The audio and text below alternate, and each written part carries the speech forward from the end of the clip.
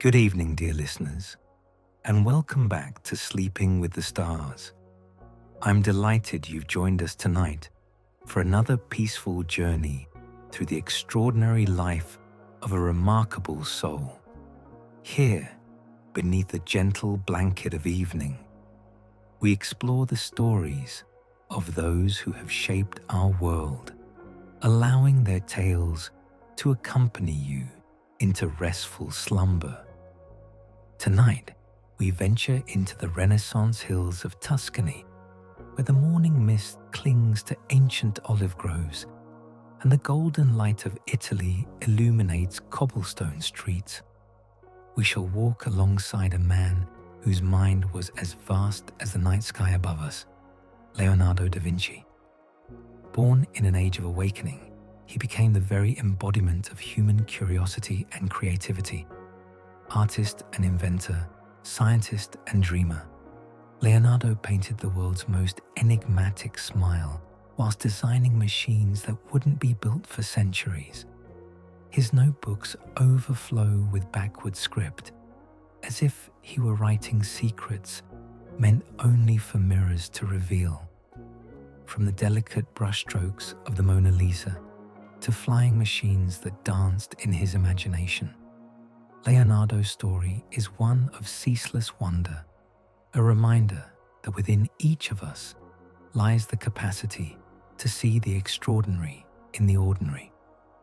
Before we settle in for tonight's gentle exploration, do take a moment to show your appreciation by pressing that like button.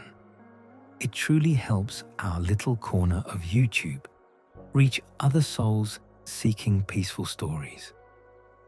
If you haven't already, please subscribe to join our growing family of nighttime wanderers. We'd love to hear from you in the comments below. Tell us where in the world you're listening tonight, what time it is in your corner of the earth, and which fascinating lives you'd like us to explore together in future episodes. There's something rather magical about knowing we're connected across time zones, all sharing in these quiet moments. Now then, let the day's worries fade away. Dim those lights, nestle beneath your favorite blankets, perhaps switch on a gentle fan or open a window to welcome the evening breeze. Allow yourself to sink deeper into comfort as we begin our tranquil journey into the Renaissance world of Leonardo da Vinci. Close your eyes, breathe deeply, and let his remarkable story carry you into peaceful rest. In the year 1452, on the 15th of April, as spring breathed new life into the Tuscan countryside, a child was born who would forever change how we understand the possibilities of human achievement. The town of Vinci sits nestled among rolling hills crowned with medieval towers, where vineyards cascade down sun-warmed slopes and the air carries the scent of wild rosemary. Here, in this peaceful setting, Leonardo di Ser Piero da Vinci drew his first breath. His father, Ser Piero, was a respected notary, a man of documents and contracts, of practical affairs and social standing.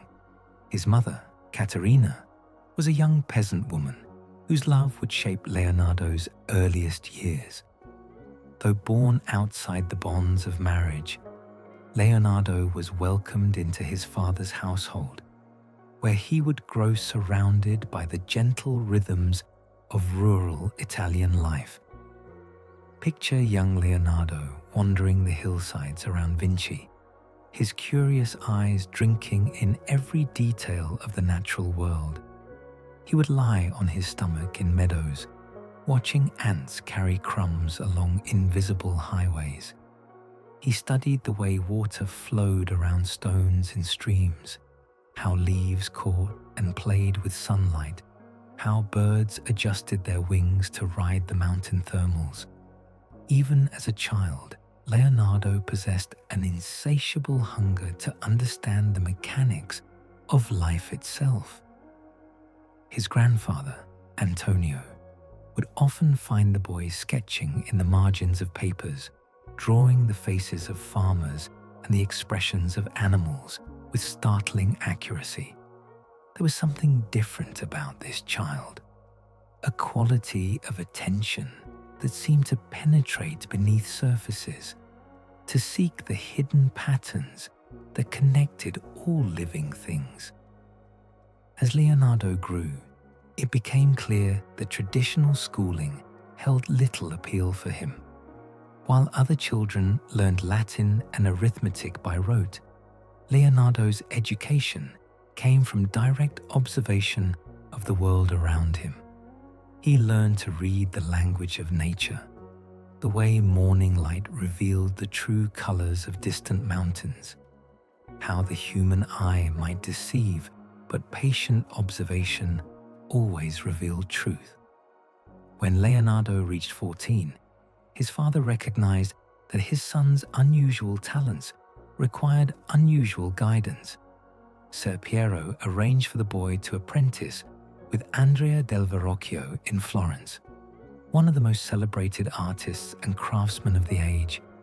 And so, in 1466, young Leonardo left the peaceful hills of Vinci for the bustling, magnificent city that would become his artistic birthplace. Florence in the 15th century was a marvel to behold. The great dome of the cathedral dominated the skyline, while narrow streets echoed with the sounds of craftsmen's hammers, merchants hawking their wares, and scholars debating philosophy in wine-scented tavernas. The air itself seemed charged with creative energy. This was the beating heart of the Renaissance, where art, science, and human ambition converged in revolutionary ways. Verrocchio's workshop stood as a microcosm of this creative ferment. Here, painters worked alongside sculptors, goldsmiths collaborated with engineers, and every surface seemed touched by artistic vision. Young apprentices ground pigments, prepared canvases, and learned the sacred geometry underlying all beautiful things. Leonardo absorbed not just technique, but a philosophy of craftsmanship that would guide him throughout his life. Under Verrocchio's watchful eye, Leonardo learned to see painting not merely as decoration, but as a window into truth itself. He studied how light caressed the curves of faces, how shadows could suggest volumes invisible to casual glance. His master taught him that art was, at its essence, a form of knowledge, a way of understanding the world through careful, loving observation.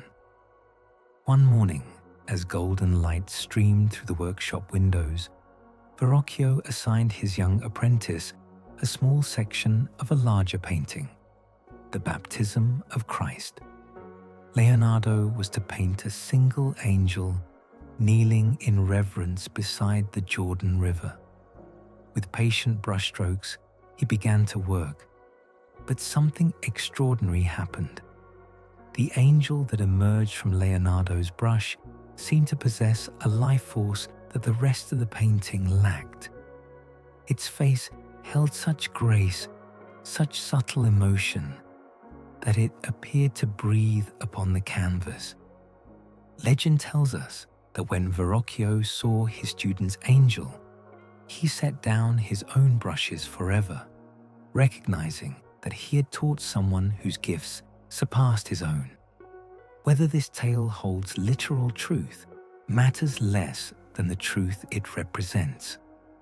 That Leonardo possessed a unique ability to infuse his art with something approaching the divine. During these formative years in Florence, Leonardo began filling the first of what would become thousands of notebook pages. Writing in his distinctive mirror script, from right to left, readable only when held to a glass, he recorded observations, sketched inventions, and posed questions that would occupy him for decades. Why do birds fly? How does the heart pump blood? What makes water flow uphill in plants?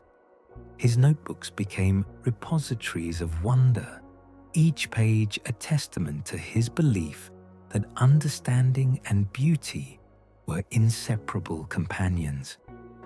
By his early 20s, Leonardo had established himself as an independent master, though he continued to work closely with Verrocchio's circle.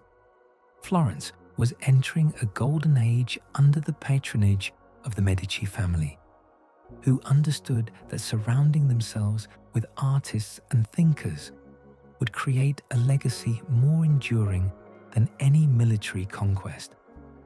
Lorenzo de' Medici, known as Lorenzo the Magnificent, gathered brilliant minds in his palace gardens, where poets debated with philosophers and artists shared techniques with mathematicians. Leonardo moved easily through these circles, his gentle manner and endless curiosity making him welcome everywhere. He dressed elegantly, often in rose-colored tunics that complemented his golden hair and beard. Those who knew him described a man of uncommon beauty and grace, whose very presence seemed to elevate conversations and inspire others to reach beyond their ordinary thoughts. Yet even as Leonardo's reputation grew, he remained somewhat apart from his contemporaries. While other artists might spend years perfecting a single painting, Leonardo's mind constantly pulled him toward new investigations. He would begin a portrait, become fascinated by the mathematical principles underlying perspective, abandon the painting to study geometry, then find himself drawn to dissect a flower to understand how nature achieved such perfect proportions. This restless curiosity led to one of his first major commissions, the Adoration of the Magi for the monastery of San Donato. The preparatory drawings for this work reveal Leonardo's revolutionary approach to composition. Rather than arranging figures in static, formal poses, he created a swirling vortex of humanity, with every face turned toward the central mystery of the Christ child. Kings and commoners, young and old, all captured in moments of profound recognition. But as often happened with Leonardo, the painting remained unfinished. His patron grew impatient, and Leonardo found himself drawn to new opportunities. In 1482, at the age of 30, he wrote a remarkable letter to Ludovico Sforza, Duke of Milan, offering his services not primarily as an artist, but as a military engineer and inventor. The letter reads like poetry, written by a man who lived 500 years in the future. Leonardo promised to design bridges that could be quickly assembled and dismantled, tanks that could break through enemy lines, and cannons of unprecedented accuracy and range. Almost as an afterthought, he mentioned that he could also paint and sculpt as well as any man. This was characteristic humility from someone who was already recognized as among the finest artists of his generation. Duke Ludovico was intrigued enough to invite Leonardo to Milan, beginning a relationship that would span nearly 2 decades and produce some of the Renaissance's greatest masterpieces. Milan in the 1480s differed markedly from Florence. Where Florence celebrated republican ideals and merchant wealth, Milan embodied aristocratic power and military might. The Sforza court was renowned for its pageantry, its elaborate festivals, and its appetite for both beautiful and practical innovations. Leonardo thrived in this environment. He became not just the Duke's artist, but his chief engineer, court entertainer, and advisor on matters ranging from architecture to agriculture. when Ludovico needed a spectacular festival to celebrate a diplomatic marriage, Leonardo designed mechanical lions that walked across the courtyard and opened their chests to reveal fleur-de-lis flowers. When the Duke required military fortifications, Leonardo applied his understanding of geometry and physics to create defensive works of unprecedented sophistication. It was during these Milan years that Leonardo began his most systematic investigations into human anatomy. Medieval understanding of the body was largely theoretical, based on ancient texts rather than direct observation. But Leonardo, with his artist's need to understand the mechanics of life, began acquiring cadavers and conducting detailed dissections. Working by candlelight in cold chambers, often holding his breath against the smell of decay, Leonardo mapped the human body with unprecedented accuracy. He traced the pathways of nerves, studied the chambers of the heart, and made discoveries about circulation that wouldn't be officially recognized by medical science for another century. His anatomical drawings are works of art in themselves, precise, beautiful, and filled with wonder at the elegant machinery of human existence. Leonardo's notebooks from this period reveal a mind operating on multiple levels simultaneously. On a single page, we might find sketches for a flying machine next to studies of facial expressions, mathematical calculations alongside observations about the behavior of cats. He wrote of his desire to understand the cause of causes, to penetrate the fundamental principles underlying all natural phenomena. This systematic approach to knowledge extended to his painting. When Duke Ludovico commissioned Leonardo to paint the Last Supper on the wall of the Dominican convent of Santa Maria delle Grazie, the artist approached the project with characteristic thoroughness. For months, he wandered Milan streets, studying faces and expressions, seeking the perfect models for each apostle. The painting itself revolutionized religious art.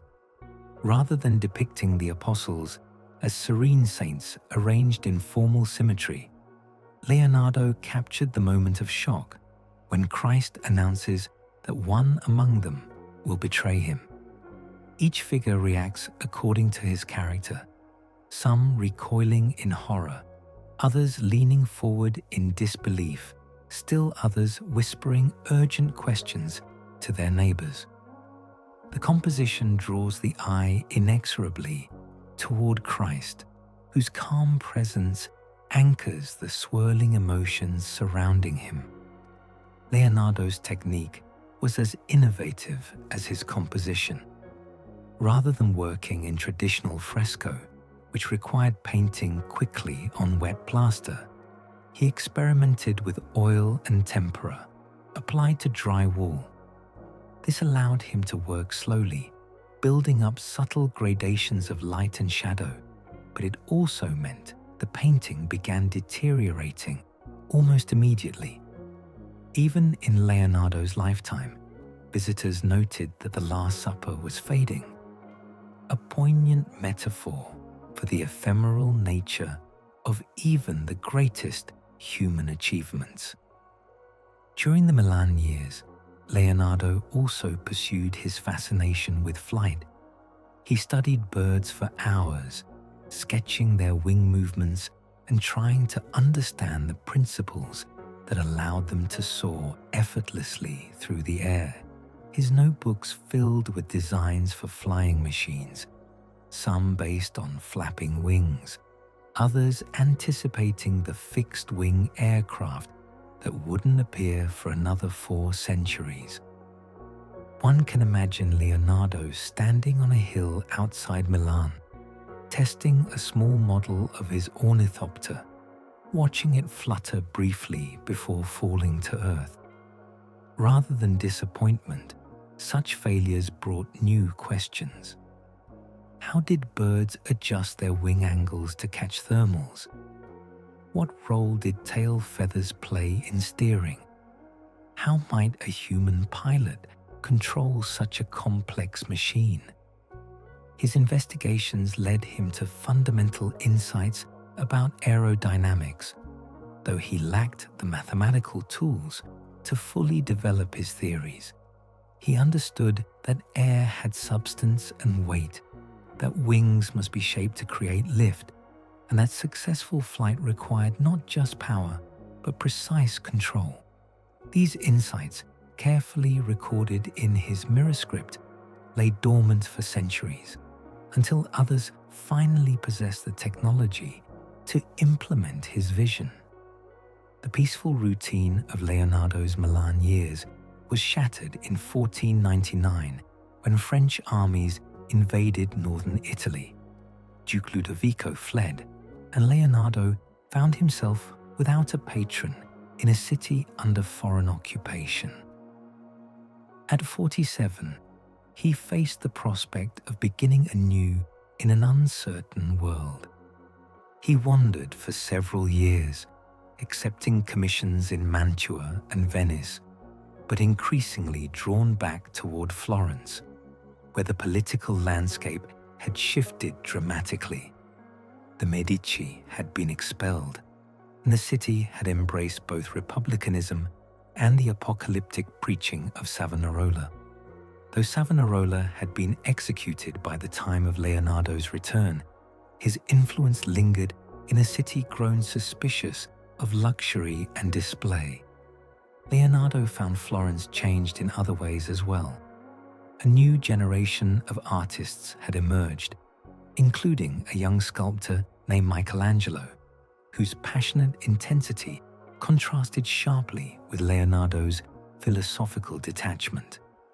When both masters received commissions to paint battle scenes on opposite walls of the city's new council chamber, Florence anticipated an artistic confrontation for the ages. Leonardo chose to depict the Battle of Anghiari, focusing on a moment when cavalry units clashed in desperate combat. His preparatory drawings show a fury of motion, horses rearing, men struggling, weapons flashing in deadly arcs. At the center of the composition, 4 horsemen fight for possession of a battle standard, their faces distorted by rage and determination. But once again, Leonardo's experimental techniques betrayed him. Attempting to use an ancient Roman encaustic method that involved applying wax-based paints with heat, he found the colors literally melting off the wall. The project had to be abandoned, though copies of his preparatory drawings suggest it might have been his masterpiece of dramatic action. During this second Florentine period, Leonardo also accepted a commission that would produce his most famous work, a portrait of Lisa Gherardini, wife of a wealthy silk merchant.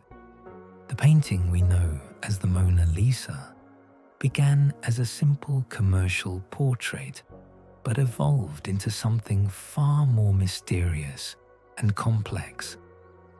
Leonardo's approach to this portrait reflected his deepest understanding of human nature.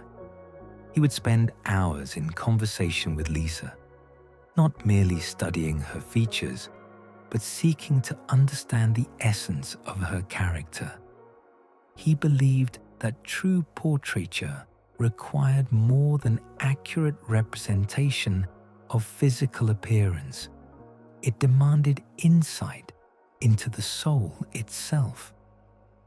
The sessions took place in Leonardo's workshop, where northern light filtered through tall windows, casting the same gentle illumination he would later capture in paint. Lisa would sit quietly while Leonardo observed not just her face, but the subtle movements of her hands, The way she held her shoulders, the particular quality of attention in her eyes when she listened to music or poetry. Leonardo worked on the painting for years, carrying it with him from city to city, constantly refining the subtle gradations of light and shadow that gave Lisa's face its luminous quality. He pioneered a technique called sfumato, the use of almost imperceptible gradations between colors and tones to create forms that seem to emerge from darkness, like thoughts becoming conscious. Each brushstroke was applied with infinite patience. Leonardo would study the painting by candlelight, by morning sun, by the grey illumination of overcast days, ensuring that Lisa's face would maintain its mysterious vitality under any conditions. He understood that great art must work not just in the perfect light of the studio, but in the variable illumination of the world where it would ultimately be viewed. The background landscape of the Mona Lisa reveals Leonardo's deep understanding of geology and atmospheric perspective.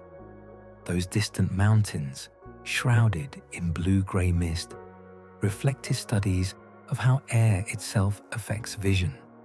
The winding paths and bridges speak to his fascination with human engineering set within natural grandeur.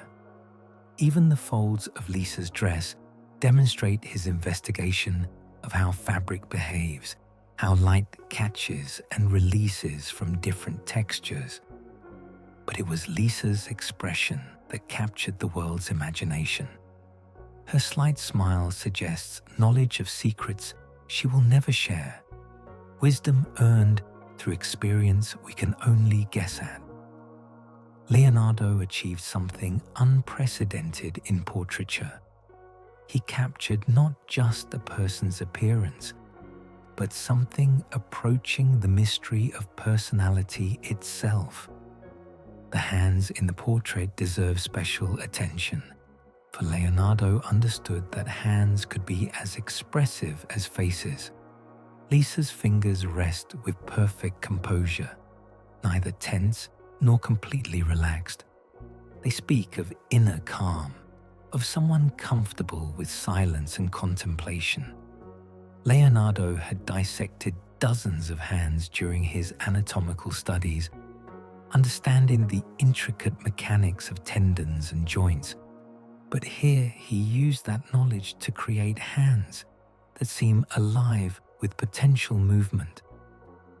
During the years he worked on the Mona Lisa, Leonardo also pursued other investigations that would inform the painting's deeper meanings.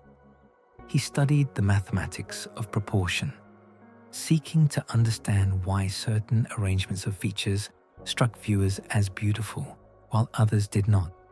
He investigated the physiology of vision itself, dissecting eyes to understand how they converted light into the experience of seeing.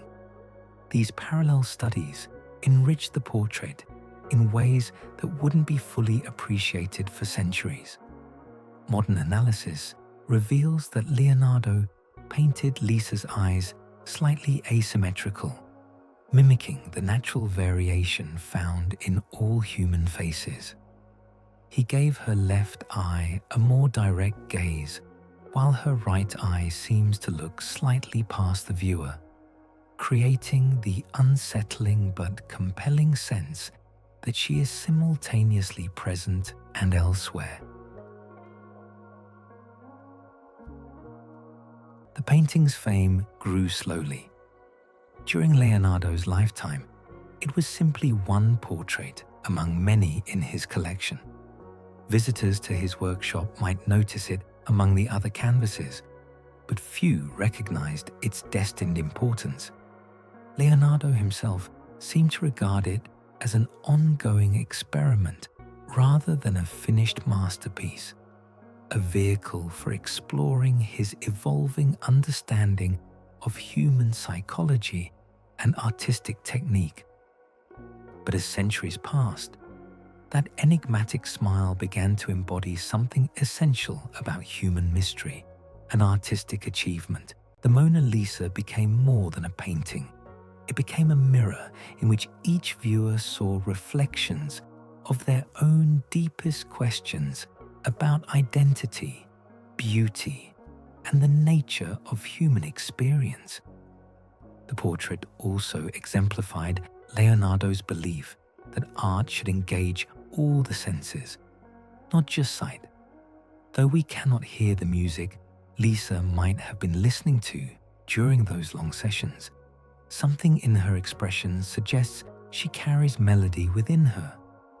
Though we cannot feel the texture of her hands or the weight of her hair, Leonardo's masterful rendering makes these sensations almost tangible to the viewer's imagination.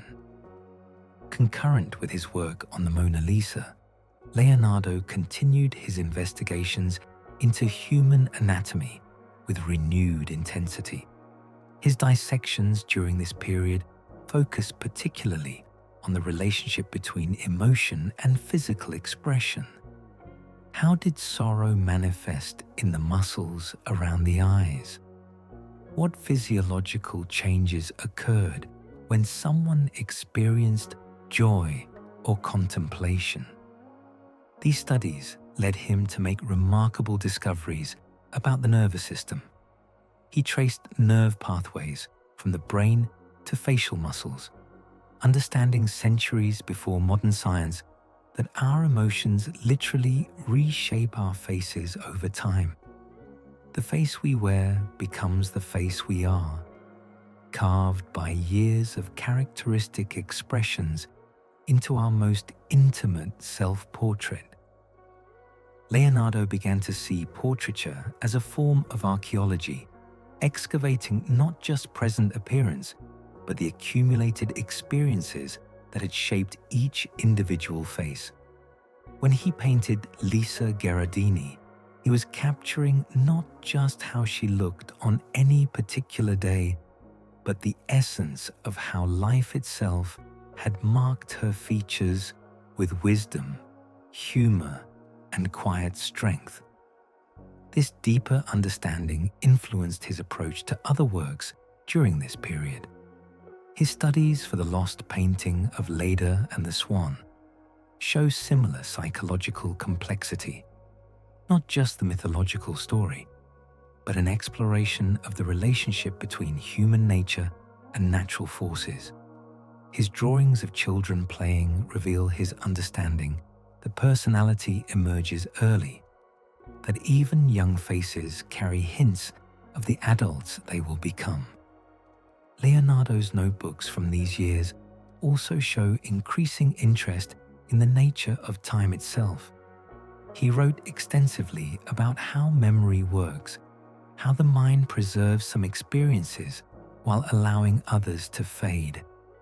He theorized that great art somehow stopped time, preserving not just visual appearance, but emotional states that might otherwise be lost forever.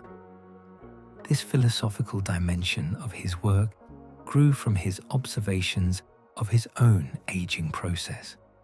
In his 50s, Leonardo began to notice how his hands moved slightly differently than they had in youth, how his eyes required different light for detailed work. Rather than lamenting these changes, he studied them with the same dispassionate curiosity he brought to all natural phenomena.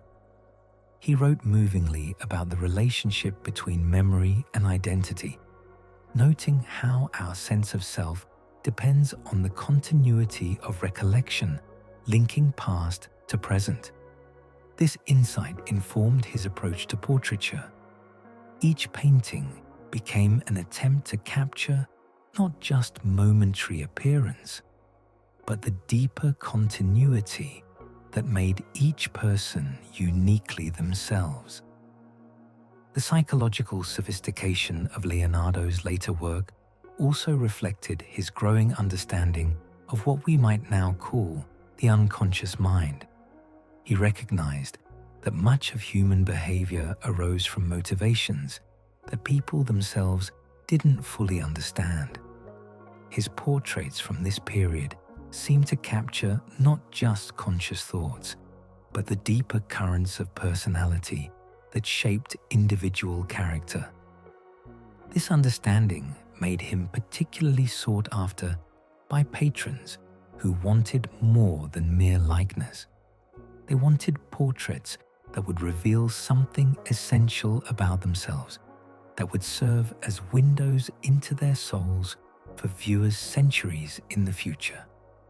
Leonardo's reputation for psychological insight made him as much a philosopher as an artist in the eyes of his contemporaries. In 1516, at age 64, Leonardo accepted an invitation that would shape his final years.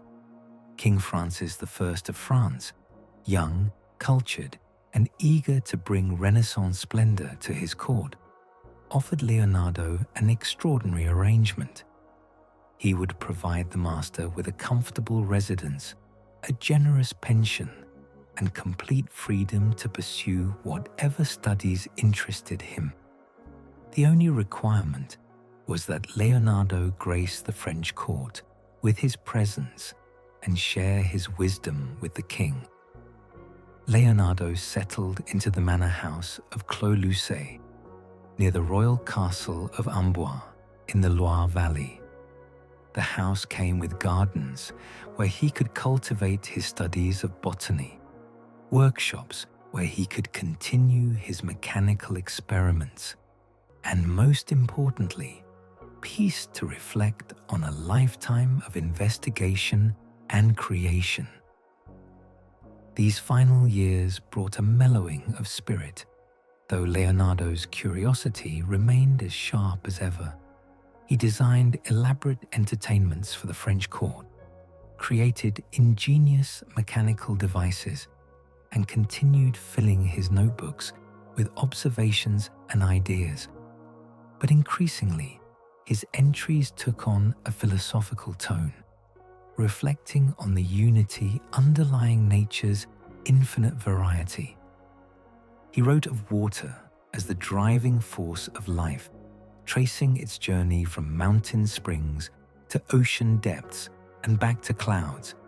He studied the patterns in flowing water and saw them echoed in the curls of human hair, in the spiral of shells, in the movements of the heart.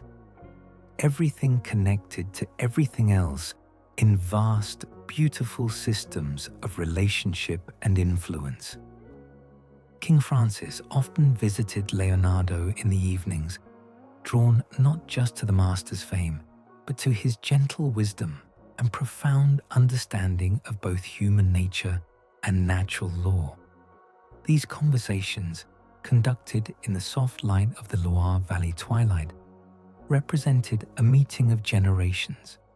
The young king hungry for knowledge, the aging master eager to share the insights of a lifetime's investigation. Leonardo's health began to decline. A stroke had partially paralyzed his right hand, though he continued to draw and write with his left. He worked slowly on a painting of St. John the Baptist, the saint's mysterious smile echoing that of the Mona Lisa, but tinged with deeper spiritual meaning. It would be his final, completed work. On May 2nd, 1519, at the age of 67, Leonardo da Vinci died peacefully at Clos-Lucé. Legend suggests he died in the arms of King Francis, though the king was likely elsewhere at the time. But the legend captures something true about how Leonardo was regarded as a figure worthy of royal veneration, a man whose gifts transcended ordinary categories of achievement. Leonardo left behind thousands of pages of notes and drawings, a small number of completed paintings, and countless projects that existed only in the realm of possibility. His funeral was attended by nobles and common people alike, all drawn to pay respects to someone who had somehow embodied the highest aspirations of human creativity and curiosity. In the centuries since his death, Leonardo's reputation has only grown. His notebooks, gradually deciphered and published, revealed the breadth of his investigations. Here was a man who understood principles of engineering that wouldn't be rediscovered for centuries, who made anatomical discoveries that advanced medical knowledge by generations, who grasped fundamental truths about the behavior of light, water, and air. The gradual revelation of Leonardo's notebooks created something unprecedented in human history: the opportunity to witness genius in its raw, unfiltered form. Unlike his finished paintings, which had been polished for public viewing, the notebooks preserved his thinking process itself, complete with false starts, sudden insights, and the kind of intellectual leaps that characterize creative breakthrough.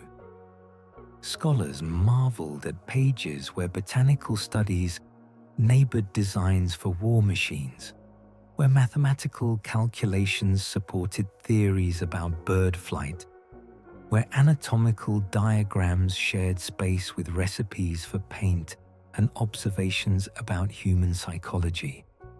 The notebooks revealed a mind that refused to recognize boundaries between different fields of knowledge, that saw all investigation as part of a single quest to understand the underlying principles governing existence.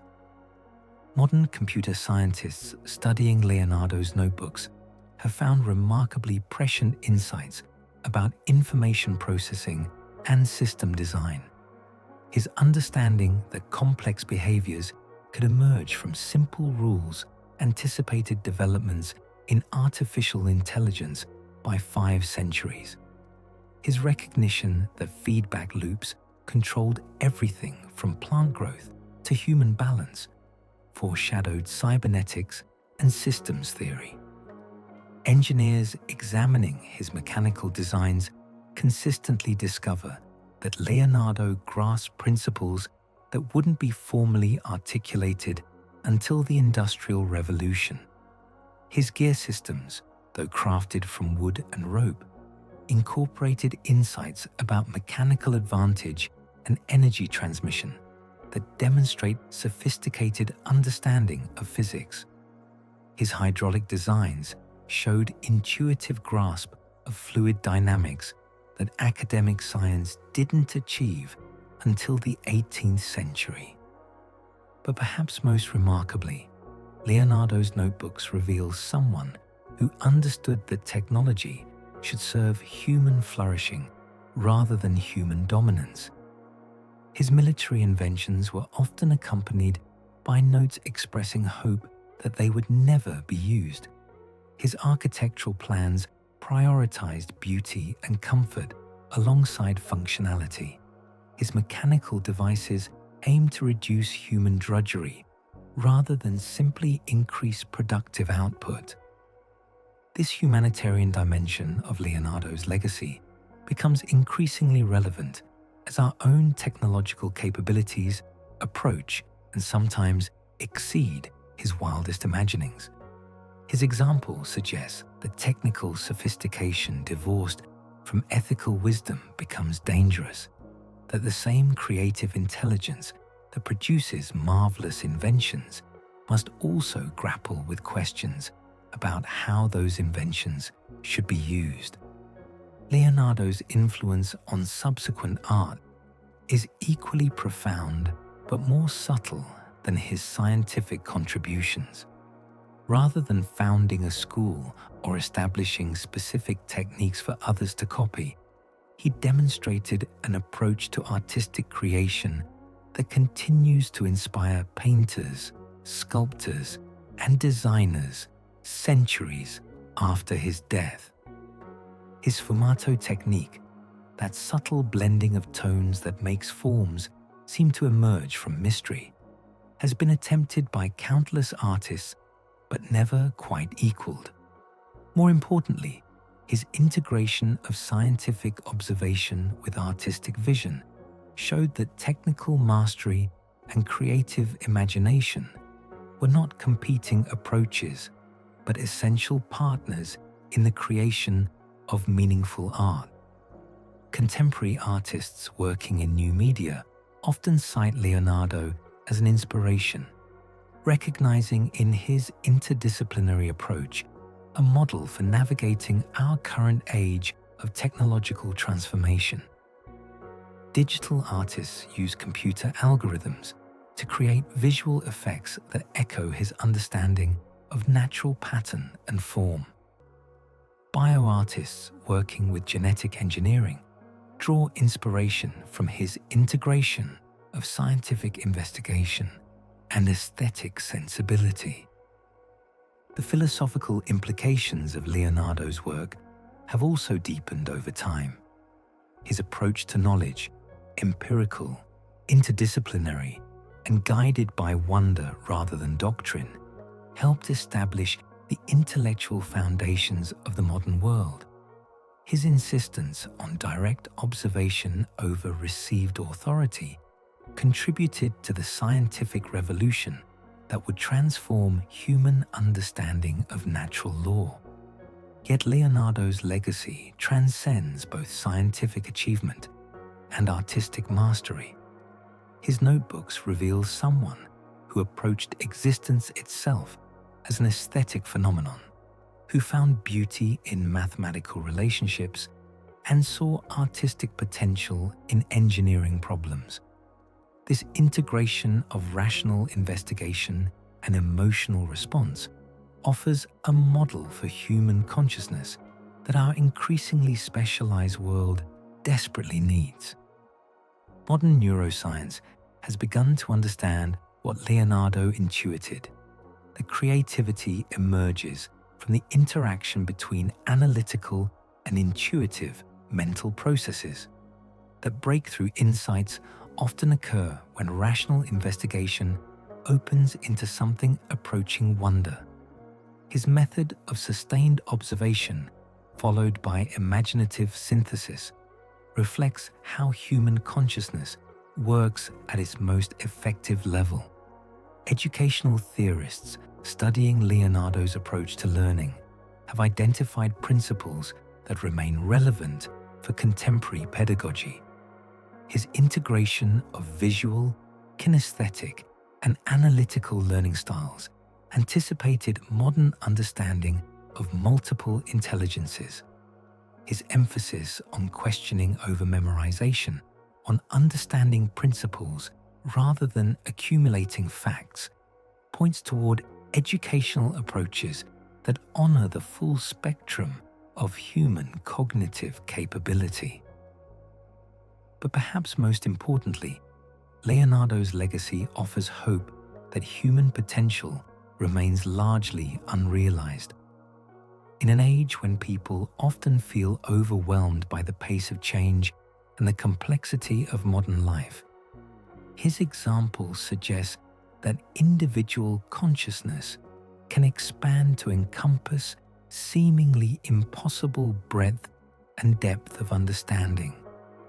His life demonstrates that curiosity itself is a form of courage, the willingness to admit ignorance, to ask fundamental questions, to remain open to possibilities that challenge conventional assumptions. In a world that often rewards narrow expertise over broad understanding, Leonardo's interdisciplinary genius reminds us that the most important insights often emerge at the boundaries between established fields of knowledge. The continuing fascination with Leonardo also reflects something deeper about human nature, our recognition that he somehow embodied our highest aspirations for consciousness itself. In his integration of thought and feeling, analysis and intuition, practical skill and visionary imagination, he suggested possibilities for human development that remain largely unrealized even today. Modern psychology has begun to understand what Leonardo demonstrated through lived example, that human potential flourishes when different aspects of consciousness are allowed to work together rather than being artificially separated.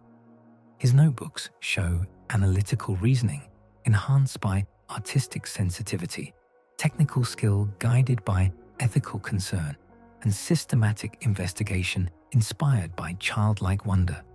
But Leonardo's greatest legacy may be his demonstration that a human life could itself be a work of art, painted not with brushes, but with choices, with attention, with a simple decision to remain curious about the world around us. His greatest invention was perhaps his way of being, that gentle attention to beauty and mystery that transformed everything it touched. His influence extends far beyond the obvious fields of art and science. Leonardo's notebooks reveal a mind that saw beauty in functionality, that found artistic inspiration in mechanical principles, that understood intuitively what we now call systems thinking. He grasped that everything in nature operates according to discoverable principles, and that human creativity at its highest level participated in the same forces that shaped mountains and guided the flight of birds. Modern engineers studying Leonardo's designs for helicopters, tanks, and submarines find them remarkably prescient. Though he lacked the materials and manufacturing techniques to build his inventions, his understanding of the underlying principles was often centuries ahead of his time. His flying machines couldn't fly, but they incorporated insights about aerodynamics that wouldn't be formally understood until the age of powered flight. Similarly, his anatomical studies, though conducted without benefit of microscopes or chemical preservatives, achieved a level of accuracy that astonished medical professionals even into the 20th century. His drawings of the heart, the nervous system, and human musculature combined scientific precision with artistic beauty in ways that made complex structures accessible to both specialists and lay observers. But Leonardo's greatest legacy may be his demonstration that a human life could be lived as a continuous exploration, that curiosity and creativity were not luxuries, but fundamental human needs. In an age when most people's lives were circumscribed by tradition and necessity, he showed that it was possible to approach existence itself as an artistic project, to treat each day as an opportunity for discovery and growth. His famous mirror writing, initially puzzling to scholars, now seems symbolic of his entire approach to life. Just as his script required special effort to decode, his vision of human possibility required viewers to shift their perspective, to see familiar things from entirely new angles. He wrote backwards, not from secrecy, but from a natural inclination to approach everything differently, to question assumptions others took for granted. The Renaissance valued the ideal of the universal man, someone accomplished in multiple fields of human endeavor. But Leonardo transcended even this lofty conception. He became something unprecedented in human history, a person whose curiosity was literally unlimited, whose investigations ranged from the microscopic structures of leaves to the vast mechanics of planetary motion. In our modern age of rapid technological change, Leonardo's example seems more relevant than ever. His notebooks remind us that the greatest breakthroughs often come from approaching familiar problems with fresh eyes, from making connections across seemingly unrelated fields, from maintaining childlike wonder in the face of complexity. When we look at his drawings of water flow and see them echoed in his studies of human hair, we glimpse something profound about the unity underlying apparent diversity. When we read his observations about light and shadow and see how they informed both his paintings and his optical investigations, we understand how artificial our modern divisions between art and science really are. Leonardo's life suggests that the highest human achievement comes not from narrow specialization, but from the courage to follow curiosity wherever it leads. His notebooks overflow with unfinished projects, abandoned investigations, and questions that led to other questions rather than final answers. Yet this apparent failure to complete things was actually a profound success. The success of a mind that remained open to mystery, that valued the journey of discovery more than the destination of certainty. And so, dear listeners, as the gentle night deepens around us, we come to the end of our journey with Leonardo da Vinci. Like the soft shadows he painted with such loving attention, his story fades now into peaceful darkness, but his spirit remains, that eternal human impulse to wonder, to question, to create beauty from understanding. Let your mind drift now like those studies of water he drew so carefully, flowing from thought to thought without effort or direction. Picture the Tuscan hills where young Leonardo first learned to see, the golden light of Florence where he discovered his gifts, the quiet gardens of France where he spent his final years in contemplation. All of it blends together now, like colors on his palette, each hue distinct yet part of a greater harmony. Leonardo showed us that a human life could itself be a work of art, painted not with brushes, but with choices, with attention, with a simple decision to remain curious about the world around us. His greatest invention was perhaps his way of being, that gentle attention to beauty and mystery that transformed everything it touched. Rest now in the knowledge that curiosity is never wasted, that every question you've ever asked participates in the same spirit that drove Leonardo to fill those thousands of pages with his backward script.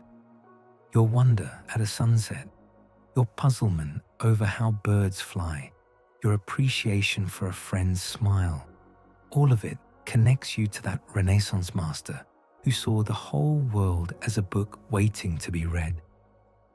Let his story settle into your dreams like sediment in a calm river. May you wake tomorrow with something of his gentle attention to the miraculous, ordinary world around you. And may his example remind you that the greatest art is simply learning to see what has always been there, waiting patiently for eyes curious enough to notice. Until we meet again among the stars, may your rest be as peaceful as a Leonardo landscape, as mysterious as the Mona Lisa's smile, and as infinite as the questions that drove one remarkable man to spend his lifetime in joyful investigation of everything under the sun. Good night. Sleep well when you're sleeping with the stars.